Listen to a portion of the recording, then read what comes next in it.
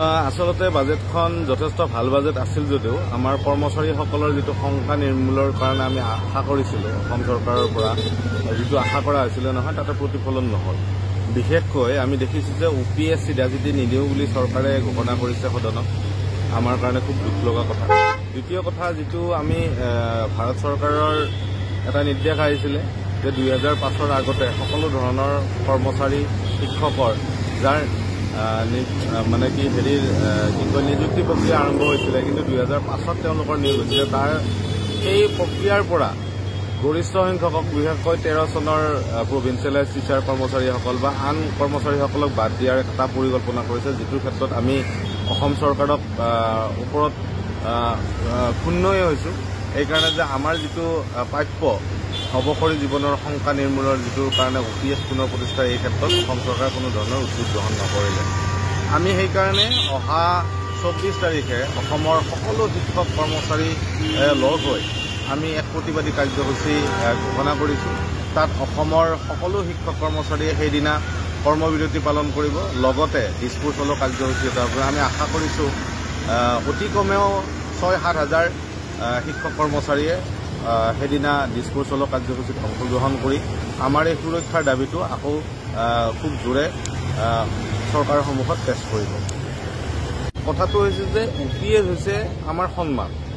UPSৰ যোগেদি কৰ্মচাৰীসকলে দীৰ্ঘদিন কাম কৰাৰ পিছত তেওঁলোকক সুৰক্ষা প্ৰদান কৰা হয়। অৱসৰী জীৱন সুখত থকাৰ কাৰণে, অৱসৰী জীৱনত তেওঁলোকে অন্ন বস্ত্ৰ বাসস্থানৰ কাৰণে যাতে শংকা নহয়, সেই শংকা নিৰ্মূলৰ কাৰণে মাহিলী তেওঁলোকে এটা পেঞ্চন পায়, আৰু সেই পেঞ্চনত মাৰ্কেটৰ যিটো ইনফ্লেশ্যন অৰ্থাৎ বস্তুৰ দামৰ ওপৰত নিৰ্ভৰ কৰি তেওঁলোকৰ বৰ্ধন কৰে। কিন্তু NPSৰ ক্ষেত্ৰত একেবাৰে নাই। NPSৰ গোটেই আমাৰ যিটো সেৱা বুলি কোৱা হয়, পেঞ্চন এটা আচলতে সেৱা, এটা স্বীকৃতি, এটা সন্মান। এই সেৱা আৰু স্বীকৃতি বোলা বস্তুটো ব্যৱসায়ীসকলৰ হাতত তুলি দিয়া হৈছে, আৰু তাতে আমাৰ কৰ্মচাৰীসকলৰ পৰা 10% ধন কাৰ্টন কৰা হয়, আৰু চৰকাৰে এটা 14% দিয়ে, আৰু তাৰ পৰা বিজনেছ যিবিলাকে কৰে শ্বেয়াৰ বজাৰত ইনভেষ্ট কৰি তাৰ পৰা এটা অংশ আমাক দিয়ে, তাকে পেঞ্চনৰ নামত আমাক দি থাকে। কিন্তু সেইটো অতি নগণ্য। এতিয়া শেহতীয়াভাৱে কেন্দ্ৰীয় চৰকাৰে UPS বলবৎ কৰিব ওলাইছে, আৰু অসম চৰকাৰে UPS বলবৎ কৰিবলৈ সিদ্ধান্ত গ্ৰহণ কৰিছে। কিন্তু UPS বোলা বস্তুটোত বহুত বিসংগতি আছে। বেছিভাগ ক্ষেত্ৰতে এমপ্লয়িজবিলাকৰ অৱসৰী জীৱনৰ যিটো সুৰক্ষা সেইটো নিশ্চিত নহয়। প্ৰথম কথা, UPSত আপোনাৰ 10% যিটো কৰ্মচাৰীসকলৰ পৰা কৰ্তন হ'ব নহয়, সেইটো ঘূৰাই দিয়াৰ কোনো ব্যৱস্থা নাই। অৰ্থাৎ অনাদিকাললৈকে সেই 10% শ্বেয়াৰ বজাৰত ইনভেষ্ট হৈ থাকিব। এটা ডাঙৰ কথা। 2 নম্বৰ কথা, পে কমিশ্যনৰ লগত যিহেতু পেঞ্চন এটা সংলগ্ন বস্তু আছিলে, সেই পে কমিশ্যনৰ লগত সংলগ্ন কৰা নাই। অৰ্থাৎ আজি যিজনে 10,000 টকা পাই আছে, অহা পে কমিশ্যনত যেতিয়া তাৰ মানে নতুন দৰমহা আয়োগ আহিব, তাতে নহয়, তাতে কোনো বৰ্ধনৰ ছিষ্টেম নাই। তাৰপিছত আনহাতে পে কমিশ্যনৰ লগতে আন কিছুমান বিসংগতি আমি দেখিছোঁ। যেনে ধৰক আমাৰ UPSত যিবিলাক সুবিধা আছিলে, সেইবিলাক সুবিধাটো একো ৰখাই নাই।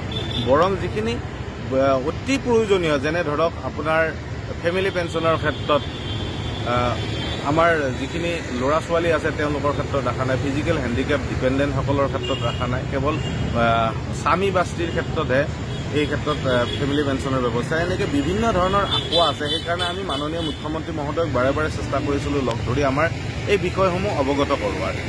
কিন্তু দুৰ্ভাগ্যবশতঃ আজিলৈকে তেওঁ আন সকলো সন্থা সংঘকে লগ কৰিলে, ব্যক্তিকো লগ কৰিলে, কিন্তু আমাৰ এই NPS বিষয়ত আমাক আলোচনাৰ কাৰণে নিমন্ত্ৰণ নকৰিলে। আৰু তাৰমানে আমি বুজিছোঁ যে অসম চৰকাৰ এই মুহূৰ্তত UPS দিয়াৰ বা কৰ্মচাৰীসকলৰ শংকা নিৰ্মূল বা কৰ্মচাৰীসকলৰ অৱসৰী জীৱনৰ সুৰক্ষাৰ প্ৰস্তুতিত আকোৰগোজ।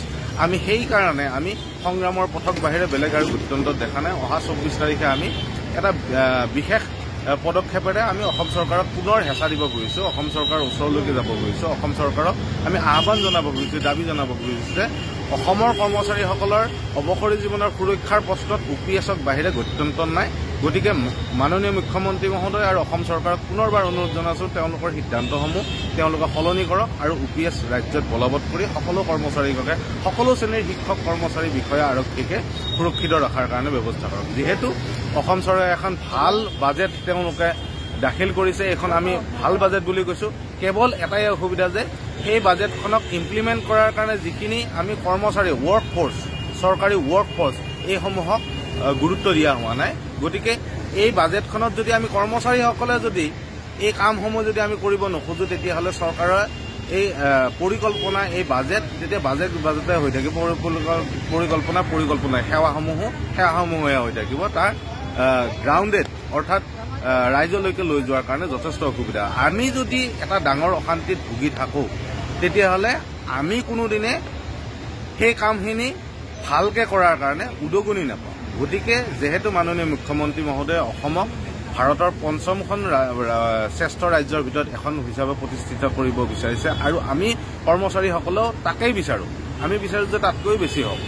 গতিকে এই বাজেটেই হওক বা অসমৰ চৰকাৰৰ কামসমূহেই হওক এইখিনি কাৰ্যকৰীকৰণৰ ক্ষেত্ৰত ৯৯% আমি কৰ্মচাৰীসকলক সুৰক্ষিত কৰিলেহে আমি এই ব্যৱস্থাটোৰ ক্ষেত্ৰত আমি অসমৰ ৰাইজ সৈমান হ'ব আৰু ইতিমধ্যে আমি যিখিনি ঘোষণা কৰিছোঁ এই ঘোষণাৰ ক্ষেত্ৰত অসম চৰকাৰে গুৰুত্ব সহকাৰে গ্ৰহণ কৰে।